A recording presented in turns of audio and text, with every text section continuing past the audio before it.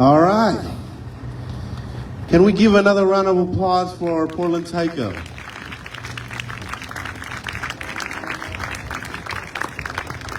Welcome everyone to Remembering Hiroshima and Nagasaki. 90 seconds to midnight. No more nuclear war. We are here 78 years after the U.S. dropped the atomic bombs on the cities of Hiroshima and Nagasaki. We are here to remember all the lives lost to nuclear weapons and to work together to create a nuclear-free future.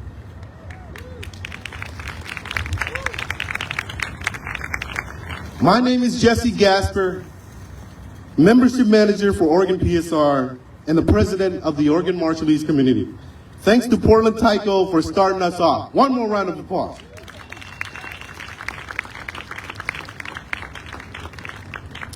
We would like to begin this event by acknowledging that we are on traditional lands of the Multnomah, Kathlamet, Clackamas, Tumwater, and other Chinook-speaking peoples. We recognize their enduring presence on this land and express our respects for their past, present, and future stewardship. We acknowledge the indigenous people, ongoing connection to this region, and to their strong cultural heritage.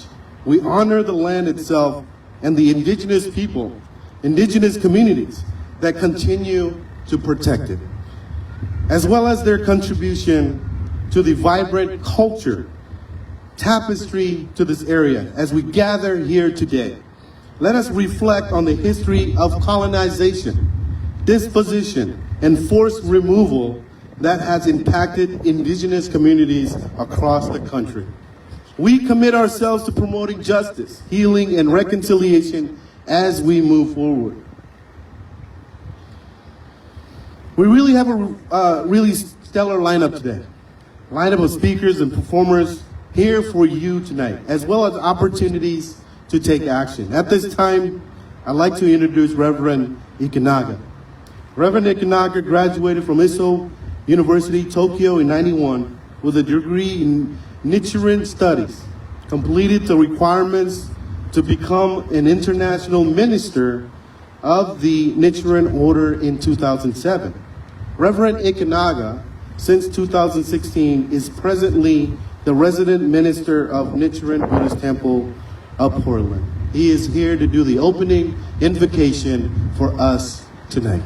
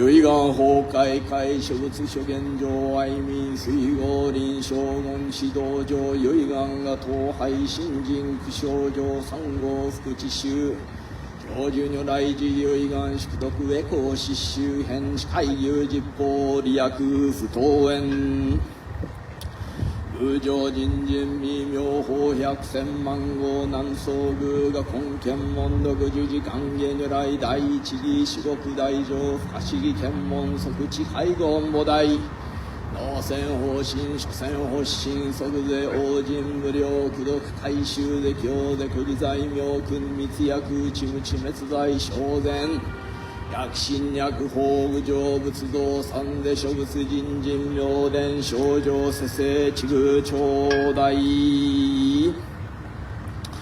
妙法蓮華経如来十両本大十六加士道安穏天人上十万本輪衝動各種十法将軍明か修上小有楽小天客天空上差修義学うまんだらけ大衆が浄土不起二種検証人無不職の尿で出十万大衆上医薬後因縁下葬儀公不問三宝名空毒入は七時期者即会見が信在死に説法悪事意思種有無力内見物者異説仏難地が地力尿で小無量寿命無種国集合所得尿等内者地将棋登壇療養人物語実布公尿以前方便おしこ実在二言し無の石膏もが薬異生部空言者異凡部天道実在二言滅異常見学校自信法逸弱語欲打王悪道中自主上行道不行道随用消化道一世修十法毎時差で年伊賀領修上特入浄土即上十部心南無妙法蓮華経南無妙法蓮華経南無妙華経南無妙法蓮華経南無妙法蓮華経南無妙華経南無妙法蓮華経南無妙法蓮華経南無妙華経南無妙法蓮華経南無妙法蓮華経南無妙蓮華経南無妙法蓮華経南無妙法蓮華経南無妙法蓮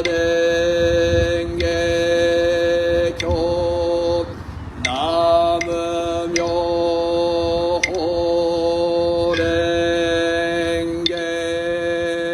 経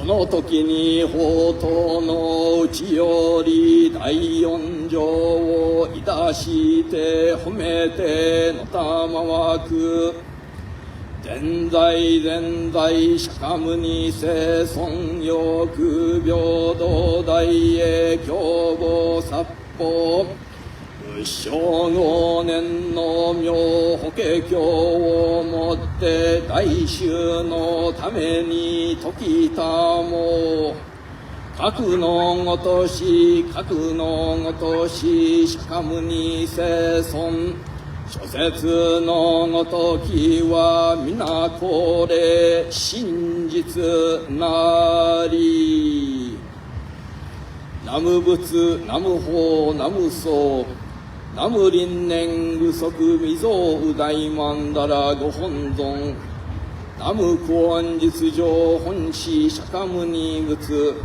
南無末法無縁の大同師日蓮大サッターのご法前においてエコーし立て祀る。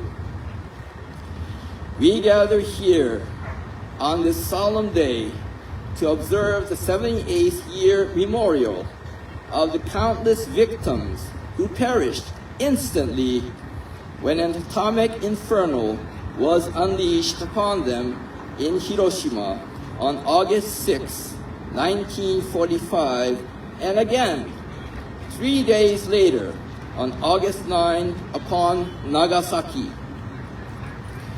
We also memorialize those who survived the initial blast, but only to be tormented by its scars, whether overt or not, for years until they passed away. We can only imagine the anguish of those survivors who were haunted by the likelihood that their ordeal would somehow resurface in their children, if not in their grandchildren and their children for generations to come. We must also remember the consequences of the countless nuclear tests that were conducted in the Pacific. Know that the devastation and contamination of nuclear testing to our environment is nearly irreversible. In the name of testing, the people of the Marshall Islands underwent the same fate as the survivors of the bombing in Hiroshima and Nagasaki, suffering from radiation-related cancers resulting from radioactive fallout. Many have been compelled to forego their homeland. Displaced, they are faced with losing their culture. They long to return to their Marshall Islands, but without hope to ever see it through. This is a karma that we have cast upon ourselves. We must all assume responsibility. The only innocent ones are those who fell victim to nuclear radiation. Our Earth supports life. How rare this is. Life is the most precious of all things in the universe. Let us not forget that life and our ecosystem should never be negotiated, be it either by man's selfishness or arrogance. Today, we solemnly remember those who suffered and passed away. Let them be showered by the sweetest of flowers and the most fragrant of incense. We pray in unison for their everlasting peace. On this occasion, do we also beseech the spirits for forgiveness. Guide us and anoint us with compassion, wisdom, and courage to join our hands and hearts with our fellow men, to care for the survivors of radiation exposure and correct whatever injustice that was done in the past. Provide us with the resilience to control our greed and ignorance, the strength to defend against intolerance and hate, and the patience to deal with rash judgments and actions. Let us all pray that no sentient being will ever again undergo the pain of nuclear destruction. There is a saying, 広島を知ることは未来を考えること。To know Hiroshima means to think about the future. That is, it behooves us to closely examine what happened on that morning in Hiroshima, to see it as it is, and to think about how we must pursue our future. Life is unique and irreplaceable. Let us respect and preserve its sanctity for our children, our children's children, for generations to come. 南無仏、南無法、南無僧、南無妙法蓮華経。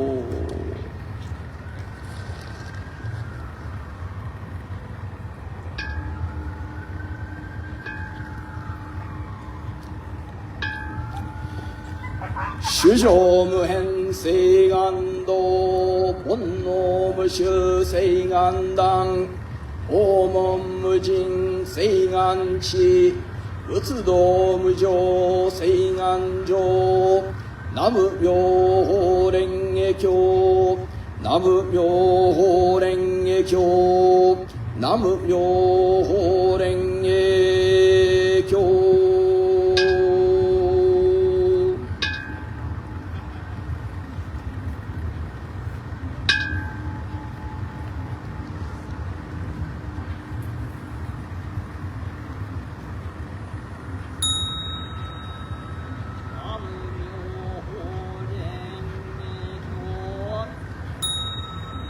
南無妙法蓮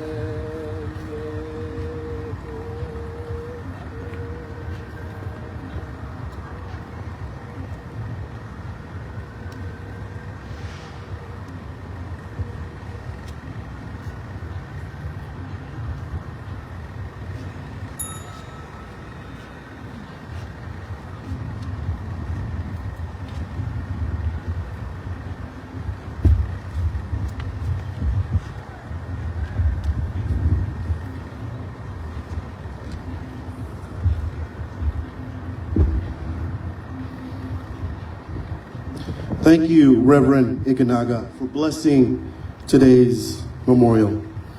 In our original program, drummers from the Pacific Northwest tribes were supposed to perform today. They are unable to make it today, and I invite Yukio Kawano to provide a note on their absence.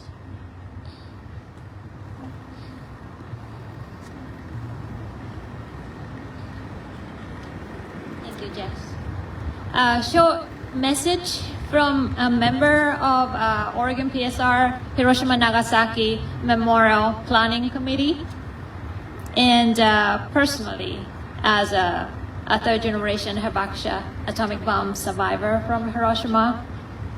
We are here today to remember the nuclear atrocity that was brought by the U.S. military, and here to connect the U.S. militarism, the scale of it, its violence and intimidation that continue to destabilize the world as we know. We also need to know that the root of the American military is settler militia sponsored by the government to kill Indians, to steal their land. Today we don't have native drummers because they're fighting for their land. Last Friday, they were in Salem for hearing of their tribal hunting, fishing, gathering rights. I welcome you who are gathering to remember Hiroshima and Nagasaki today to join me. Join me remembering that this is their land. Be aware, be informed, and connect the dots. Thank you.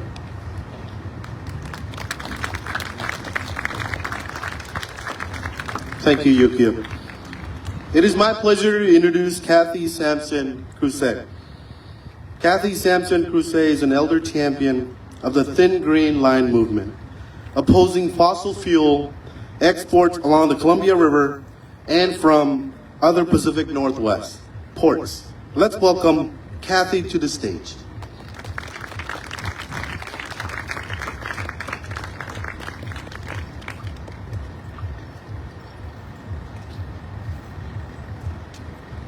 I and me, Manaimuma, she cook na shwa, pina klausha, mithsinwit. I katsiayo pusha, I katsiayo kathla. For this beautiful day, for this beautiful gathering, to see such beautiful young men over here that are going to dance, and for all the drummers and all the other young women that will come, for the wise and precious words from this elder that spoke before me, for Yuki, for Jesse, for everything that people do in honor of this land, these sacred places. It is true that last Friday, the Oregon Department of Fish and Wildlife approved a 40-year moratorium that was against the Grand Ronde people, the people that were restored here in Oregon. There are 9 federally recognized tribes. Unfortunately, my tribe, Confederate Tribes of Umatilla, the Confederate Tribes of Warm Springs, Yakima, and Nez Perce, voted against it. In these trying times, we need to remember to be together. In these trying times, we need to remember to heal ourselves through the foods, through the waters, through the gathering. These are controversial times.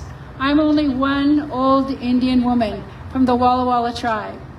I'm blessed to have a wonderful, supportive husband, 8 children, and now 15 grandchildren. We need to remember to think of them as we come together on this day of this memorial event. I'm going to ask one of my friends to come forward, and for those that you wish to take just a little bit of this white sage and hang on to it and bring it to a place where you want to pray, if it's for the land, the air, the water, for the people of Japan, and in their wisdom that they will not irradiate our Pacific Ocean. In their wisdom, we all learn from the past. Here we have Hanford. Do y'all know about Hanford? Raise your hand. You have a voice. You have the right to contact Congress, to support our allies that are helping with the cleanup. You have a voice here in Oregon to tell our governor and in Washington and Idaho that we do not want small modular nuclear reactors. We do not want uranium tailings that are going to poison for generations the lifeways of people. I could go on about this for a long time, but I won't. I'll be respectful of my time. I'm not a scientist. I'm not employed. I'm a retired social worker, and I love being a part of this community. And I respect each and every one of you that have come forward and that will help celebrate the people and the survivors of this atrocity. Ai Katsiaya Pusha.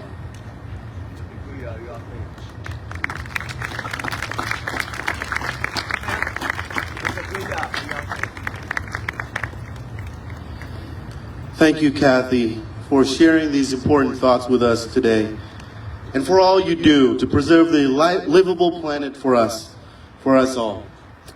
Now I am thrilled to introduce our next speaker, Oregon PSR's new Executive Director, Kamil Khan. Kamil Khan has dedicated his professional life to the human rights sector. He brings years of experience from refugee sectors, including camp management, status determination, and refugee resettlement. He started organizing for immigrant rights, anti-war efforts, and Palestinian liberation with STS. Kamil brings work experience from 5 countries in 2 continents, is fluent in 3 languages, and has cross-sector collaboration experience both domestically and internationally. I present to you Mr. Kamil Khan.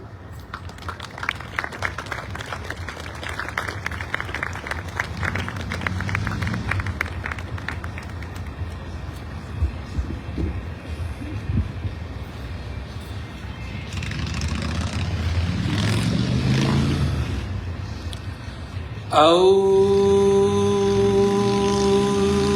billahi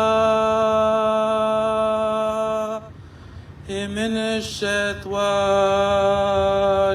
rajim. Bismillahir rahmanir rahim. Assalamu alaikum, peace and blessings be upon you. I am honored today to be standing here not only representing Oregon PSR as her new director, but as a Pakistani American here to teach, educate, and discuss the issues that are happening in South Asia and why they should worry you here in Oregon. But first and foremost, I am also an American of this country. I am a citizen, and that's why I cannot stand here without saying what I'm about to next. I apologize for what this country has done in your name, for using our taxpayer money, for making us collective murderers. I apologize. I apologize that every U.S. president has been too coward to apologize for using A-bombs on innocent families. I apologize that the travesty against Japanese American communities uprooted their home life and the concentration camps that was signed into executive order by FDR. I apologize because while white Americans were getting the same New Deal, the BIPOCs were getting the same old deal. I apologize. I apologize that little boy was dropped on little boys and girls, and people who look like you and I had no idea that their world was going to change. I apologize. I apologize that we live in a nation that can't even humanize its own constituency. How are they going to humanize our Japanese brothers and sisters living abroad? I apologize. I apologize that a majority of Americans still believe that nuclear obliteration of Hiroshima and Nagasaki was justified, citing military propaganda, when we know all too well that Japan was on the brink of surrender and the U.S. only used those bombs to establish supremacy in the East. I apologize. I apologize that this conversation is even at apologies.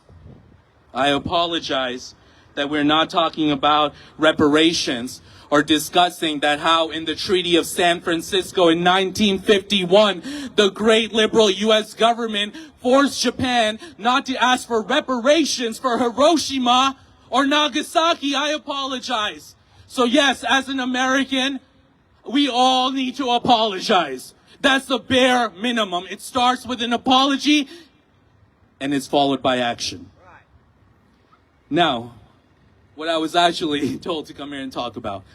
I was 8 years old when the Shagai test happened in Islamabad. That's when Pakistan tested nuclear weapons underground. And on that day, I remember the jubilation because for the last 20 years, ever since the Indian government had tried their nuclear testing called Smiling Buddha in May of 1974, most Pakistanis were living in fear. And we've heard this story, just like you were living here in the US, this fear of nuclear war, we were living with that same fear. In 1998, that changed when Pakistan developed its nuclear weapons, and there were streets erupted in jubilation.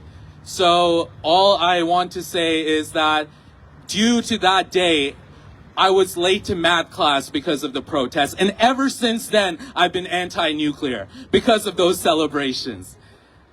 But in a more serious note, if there is a nuclear war between India and Pakistan, it's going to be a decades-long dispute over the Kashmir region manifesting. There will be 37 million tons of soot in the atmosphere, causing temperatures across the planet, even in Portland, Oregon, to plunge down to figures last experienced during the Ice Age. And if that war broke out,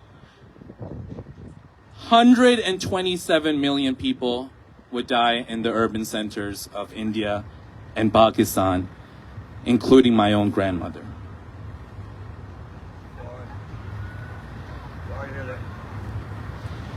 You cannot talk about the nuclear issue without speaking about the environment.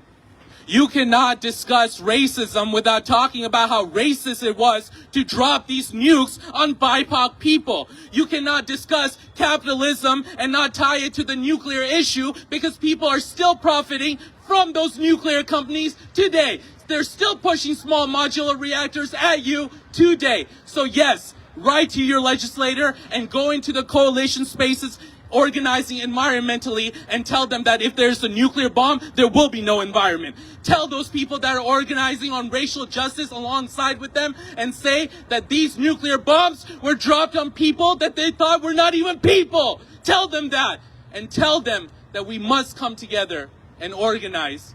Never again in our name. I apologize.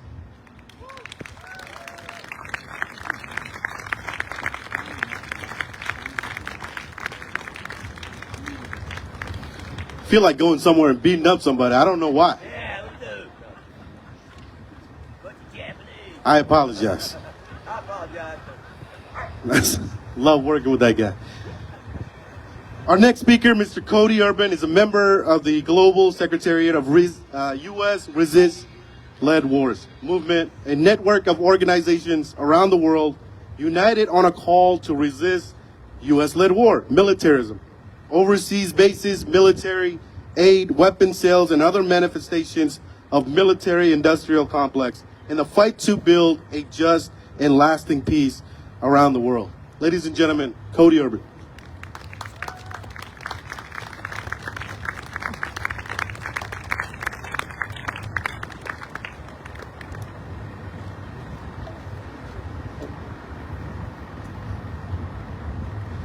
Good evening, everyone. I'm really honored to speak with you here tonight. Like Jesse said, my name is Cody Urban. I'm an organizer with the Resist U.S.-Led War movement. And just a few months ago, in May, I was in Hiroshima for the first time in my life. And it was not under the circumstances that I would have wanted to be there for. I would have wanted to come to Hiroshima for the first time and bear witness to an act of terror by my own government in the past and seen the resilience of a people that overcame it. But unfortunately, what I went to Hiroshima for in May was nothing in the past. I was there to join the protests against the G7 Heads of State Summit. Do people know what the G7 is? It stands for the Group of Seven.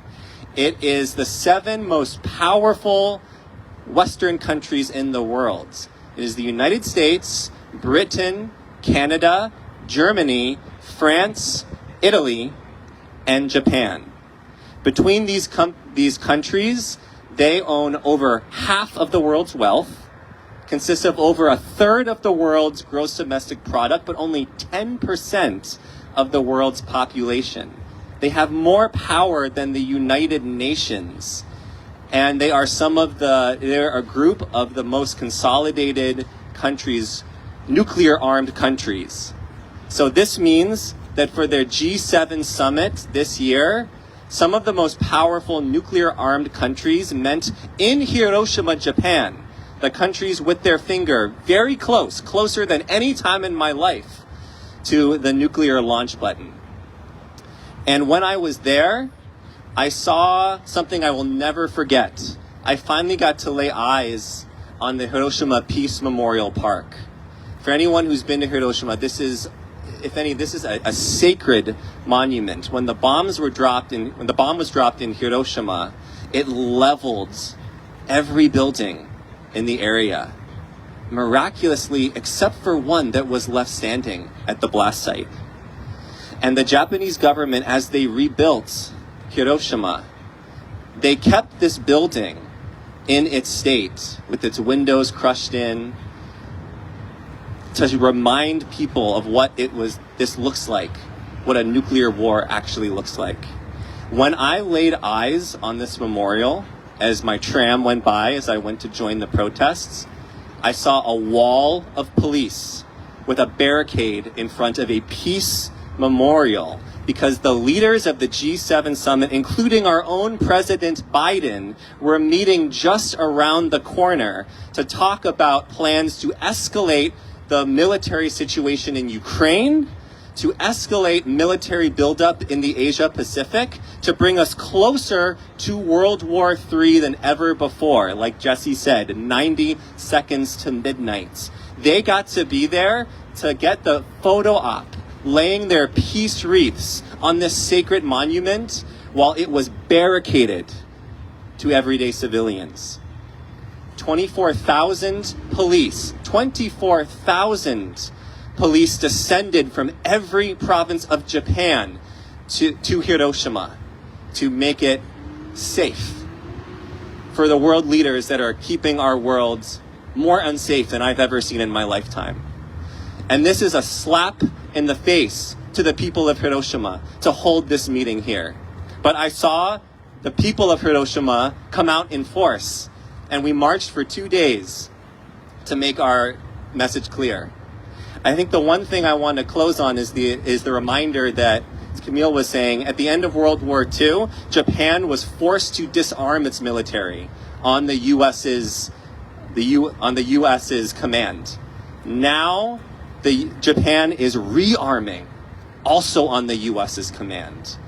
It is expanding its bases. It's allowing US troops to station in the southern islands miles away from Taiwan. It is doing over-air testing of a nuclear invasion of North Korea over South Korea with the US.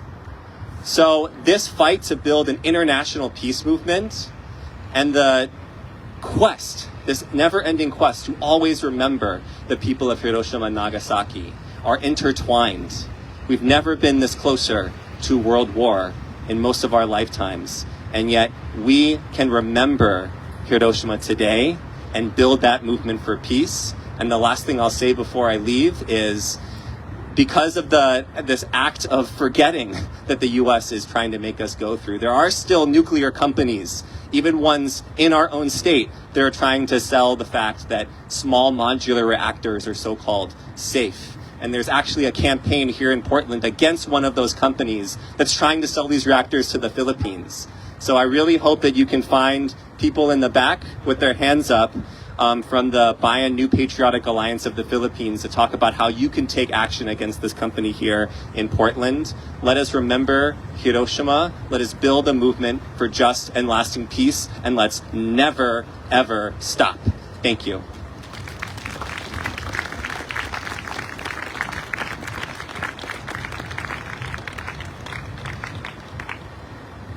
Thank you so much, Mr. Urban.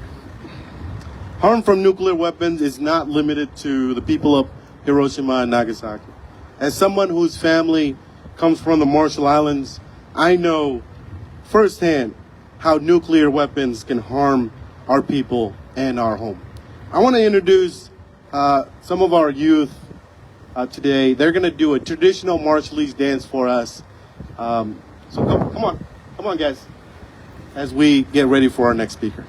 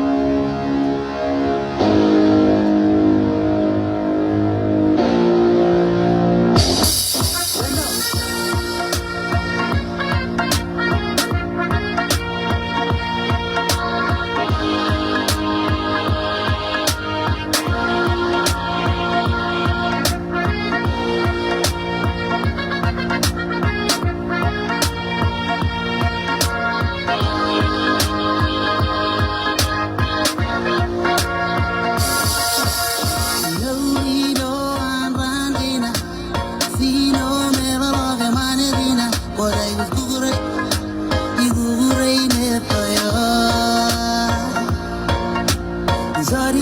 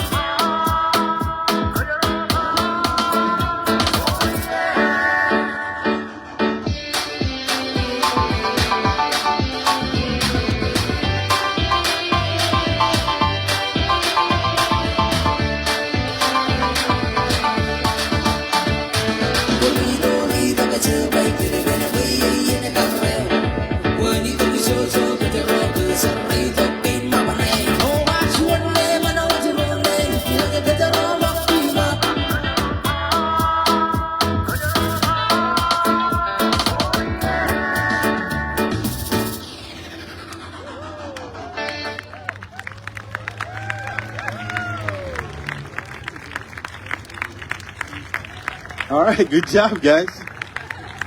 They did not want to get off. I was like, are they done? Are they done? I could tell they like dancing. I like dancing too. I would have danced, but I didn't want to show you guys out. Like I said, the bombings at Hiroshima and Nagasaki is not limited to the people in Hiroshima and Nagasaki. The Marshallese as well. And I'm here to introduce my uncle, who's also a former councilman of the Bikini Atoll local government, and he's here with us. Can we give him a round of applause, Mr. Fred Johnson?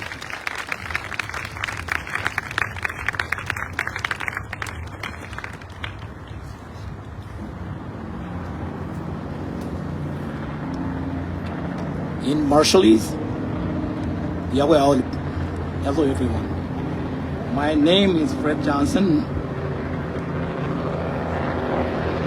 I'm a descendant of a Bikini mother and a father. My grandparents left our beloved Bikini Atoll, a home we have not been able to go back.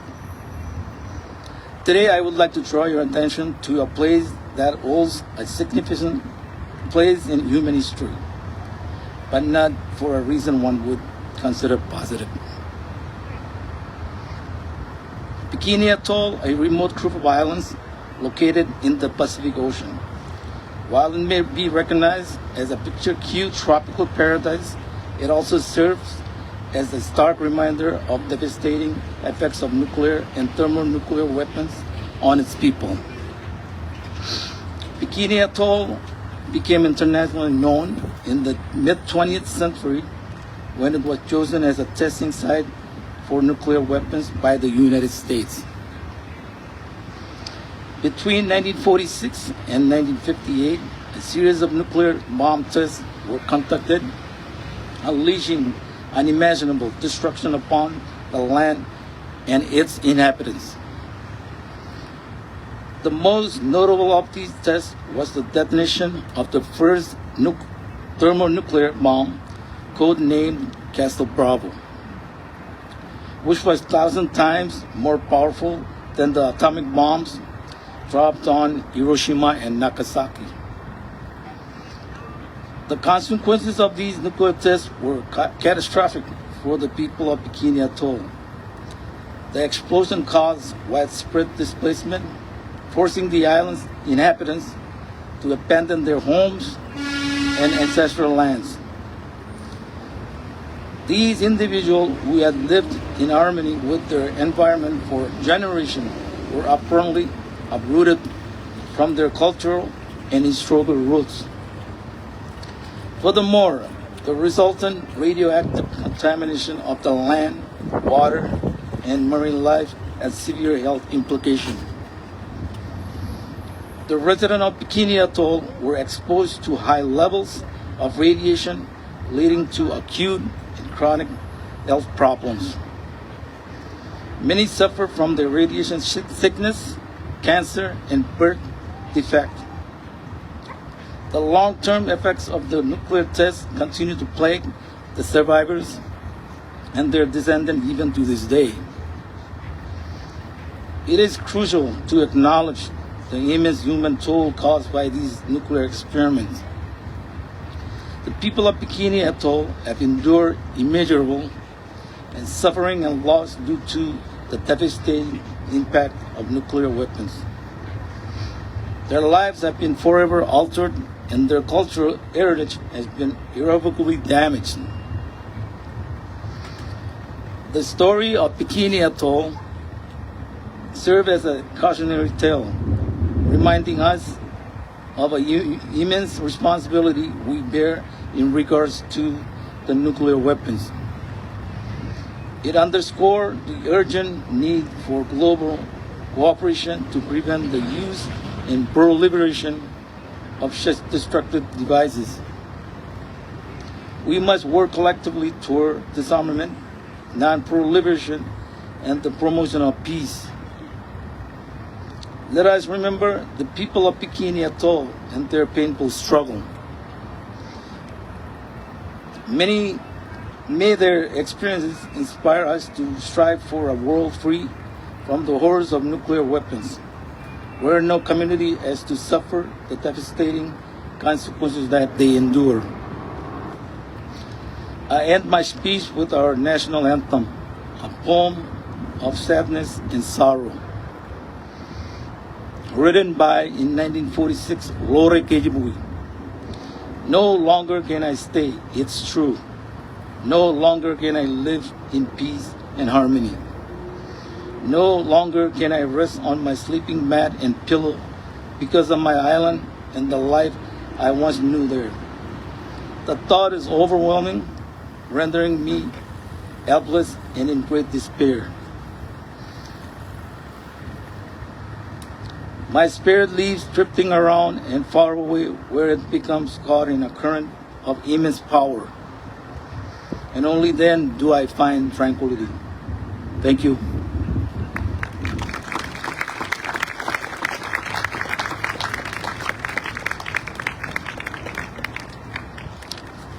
Thank you, Mr. Fred Johnson. That was beautiful. I now introduce from Columbia Riverkeeper, Advocacy Director,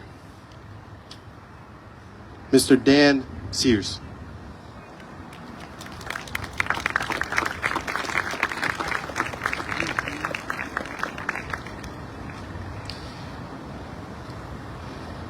Thank you so much, Jesse, and to all the folks at Oregon PSR for your work in coordinating this event and your work to create a nuclear-free world.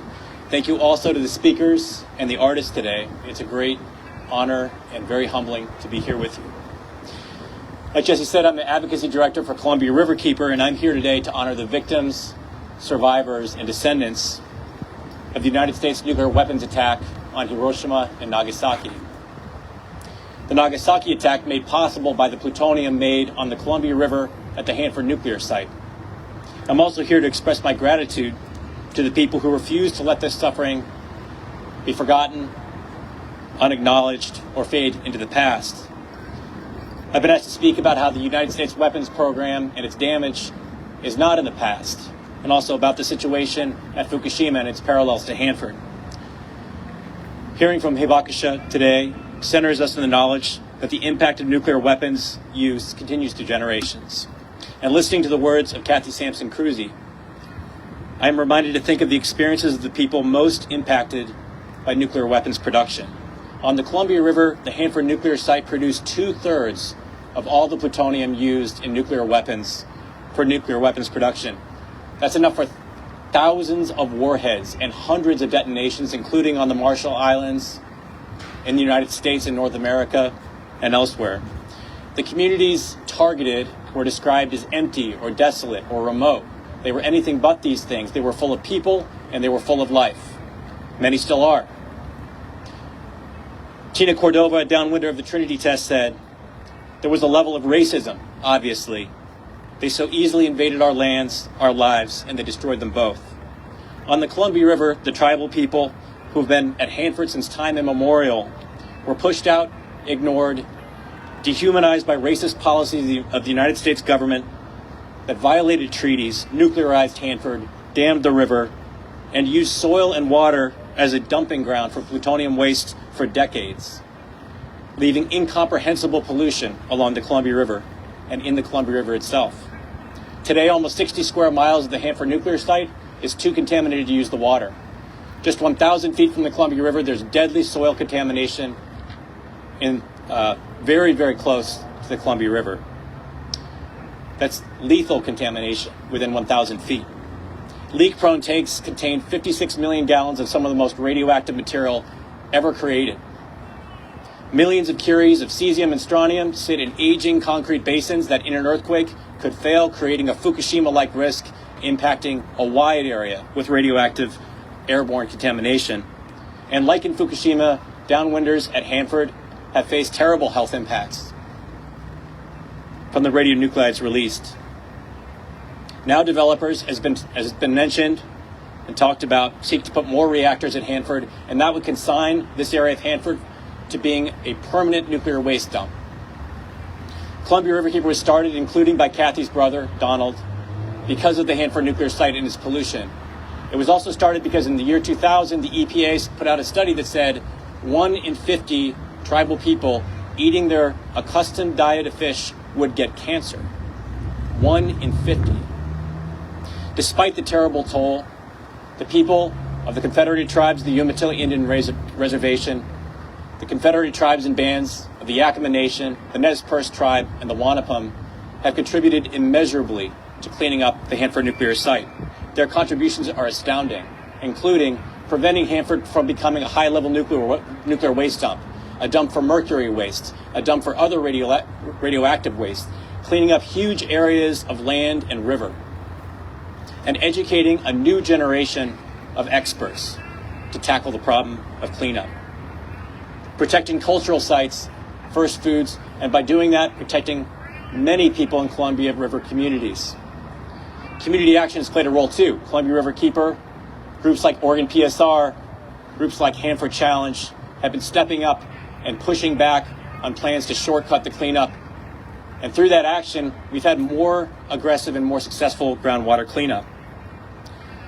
In the words of the late Dr. Russell Jim, if we were to clean up the Hanford site to comply with the Treaty of 1855, we would protect all the people, not just Yakima Nation.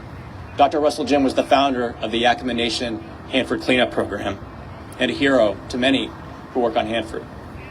There are stark parallels regarding the racism experienced by tribal members near Hanford and other places where nuclear weapons production had terrible impacts, and what goes on today with Japanese people targeted by racism and the Marshallese the impacts on whom have been largely ignored by the United States government. In June, Yoshioka Yuzo, the Consul General for Portland's Consular Office of Japan, was attacked in a suspected hate crime.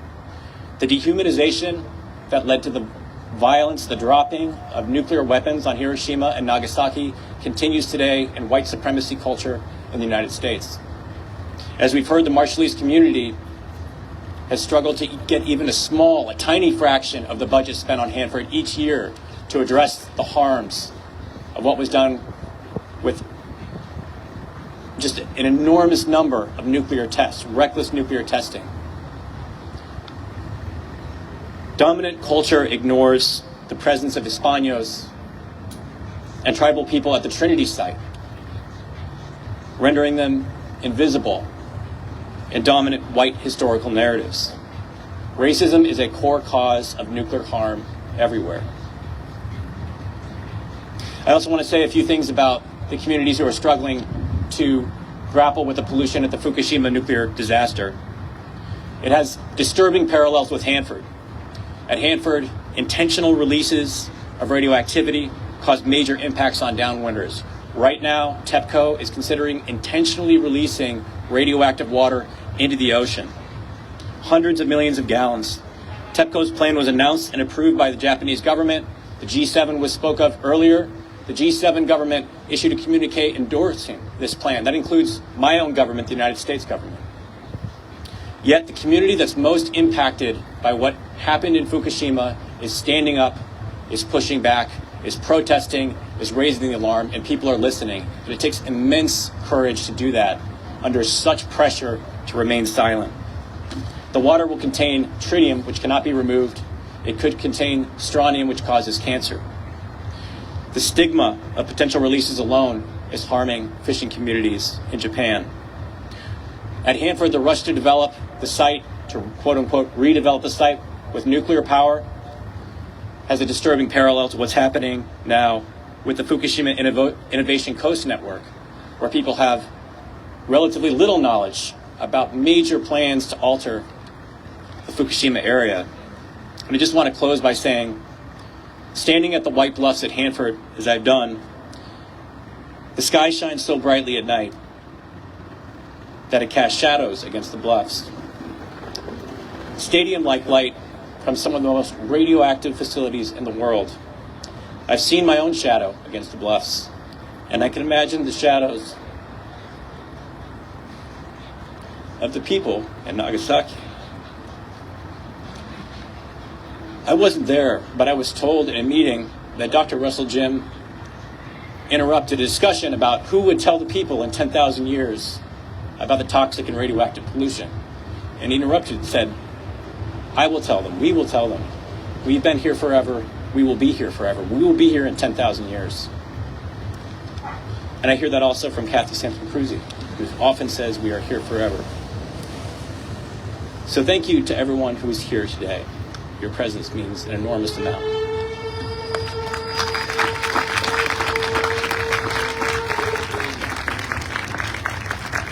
Thank you so much for those powerful words, Mr. Sears. I want to introduce Yukio Kawano to talk about a call to action. Yukio is a PSR advisory board member and an artist. Yukio, everyone. Thank you, Jesse. So we are preparing these postcards. These are addressed to Mayor of Okuma and Namie. No ocean damping can take place without their consent. So they have the constitutional right to say no from their end to stop this operation. This postcard is to tell the mayor of Okuma and Namie to say stop the operation. If you write your signature and address Oregon PSR can send the postcard to Mayor Okuma and Mayor Namie on your behalf. So please pick up your postcard at the end of the event and sign it, please. Thank you very much. Before we come to our keynote speaker tonight, I want to welcome Tsubaki Buyo, or Tsubaki Kai. And she is going to speak about the group, and then we will hear from our keynote speaker.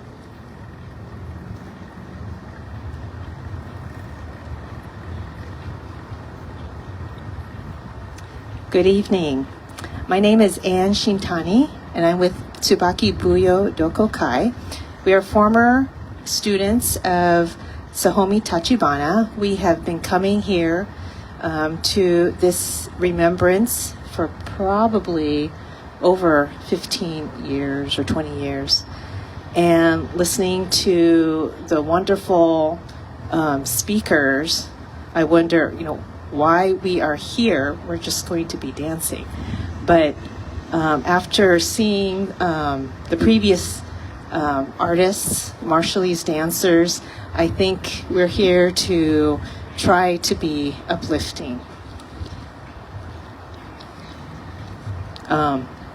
with this important and difficult remembrance. So thank you everyone for having us. We will be performing a well-known classical Japanese folk dance from Akita Prefecture. It's called Oyama Bayashi, which means float music, and usually performed with musicians, singers, and dancers on parade floats. It is a way to express gratitude and appreciation to family and to our greater community, past and present. Oyama Bayashi.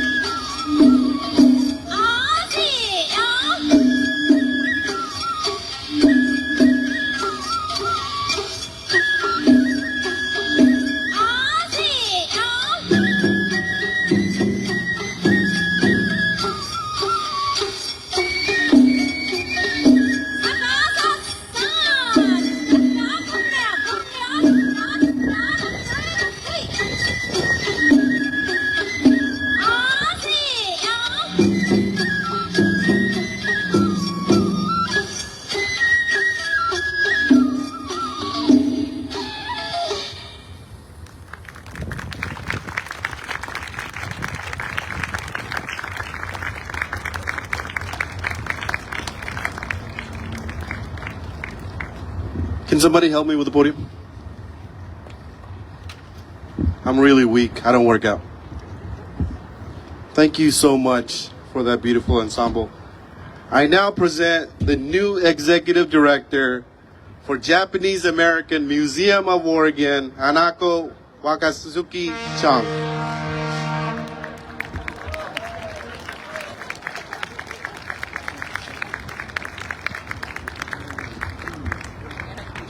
I'm short. I'm sorry. No, that's good. Could you all hear me? Excellent. Well, good evening, everyone. I am honored to be here today representing the Japanese American Museum of Oregon. So we are fortunate enough to have some good weather today. I heard from a friend that the Nagasaki Remembrance that was scheduled in Hiroshima, South Central Idaho at Benediction for the remainder of the war. See, I had 4 generations of my family that were incarcerated. Everyone from my great-great-grandmother to my great-grandparents to my grandparents and my aunts and uncles. So my father was the first child to be born free after the war.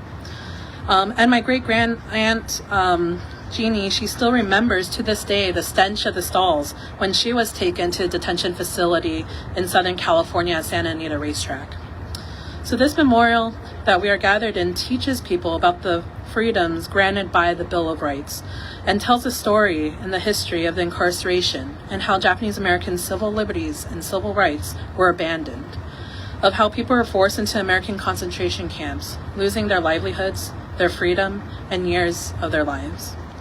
Upon this travesty of being forced far away, out of mind and out of sight, many people do not realize that there were families who were incarcerated during World War II who had relatives living in Hiroshima and Nagasaki who died in the bombings. My own family was affected. I lost an ancestor at Hiroshima.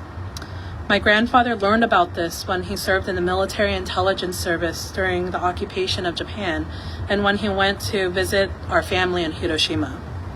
I know of other friends whose families face similar circumstances with losing loved ones. Even the famous actor George Takei lost a cousin who was the same age as him at that time. So we need to remember and ensure that we do not let this happen again.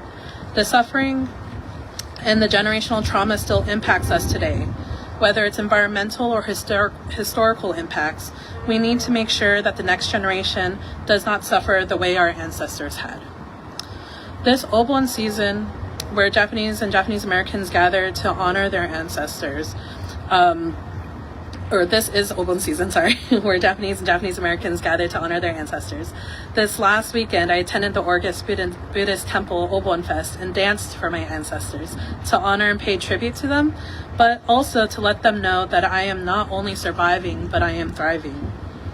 As I was thinking about our ancestors and how we honor them, I'm confronted by the thought that was shared at this year's Benediction pilgrimage, and that is, what kind of ancestor do you want to be?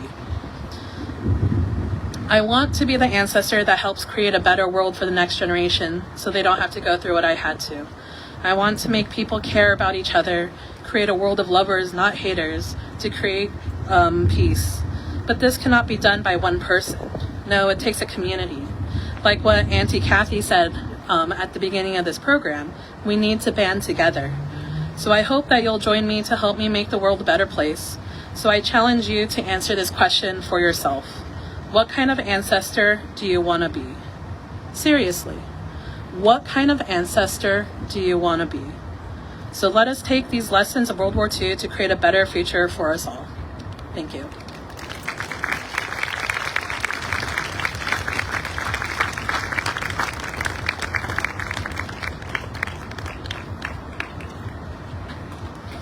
Thank you, Hanako. That was powerful.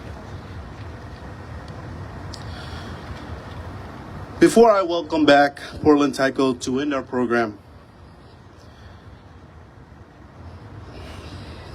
I want us to take some action. At our table over here, there is a postcard against ocean dumping. Let's not just come here and listen to these remarkable speeches, but let's take some action. Also, at the table, we have our origami teacher, Tojil Sosa, who has been teaching this skill for over a decade now. Can we give him a round of applause? Stop by the tables to see the dig up by the sun by Roger Pete, and a lithium block print map that traces the history of the Congolese uranium. Is that correct? Yeah, stop by and talk with and network. Let's work together. And this is my first time organizing this event, and